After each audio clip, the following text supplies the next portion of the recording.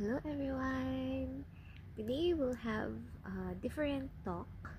Hindi po tayo patama o patawa, pero ito ay medyo emotional, but also something about family, about dreams.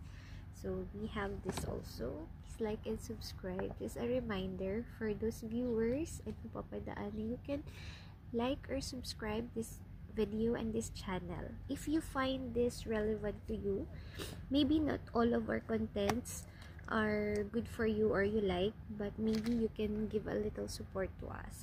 So, ito po, medyo nag-enjoy lang tayo sa konting mga bagay na nakukuha natin, but this comes with a purpose.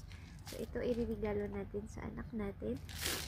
However, we will try to make something from this para may sample tayo. May pang content din. Ito nakuha ko din.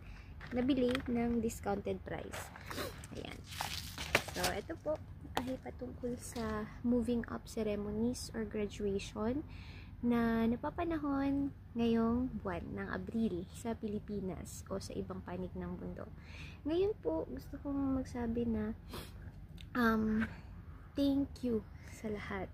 Salamat po una sa Panginoon, kay God, kasi tayo ay binibigyan niya ng lakas sa araw-araw at binibigyan niya tayo ng wisdom patungkol sa pamumuhay dito sa mundo. Because I believe na we are nothing in this world except that we have Christ in our hearts. Yan. So, a bit of our sharing for today is about my firstborn daughter, Jemima Rose, Youthful Grace Middle East daughter.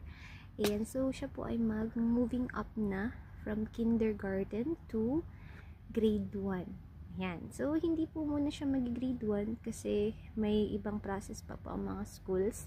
Pero hopefully, by next week or after 2 weeks, makapag-sign up na po siya for elementary or grade 1 level sa Pilipinas. Sa malapit lang po sa tinitirahan namin.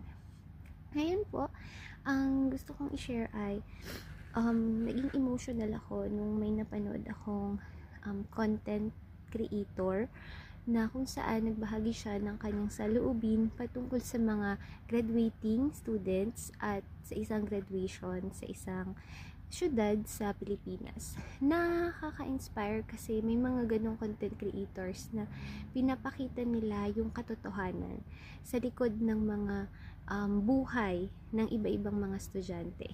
Ngayon, ang maganda yung atake kasi masaya,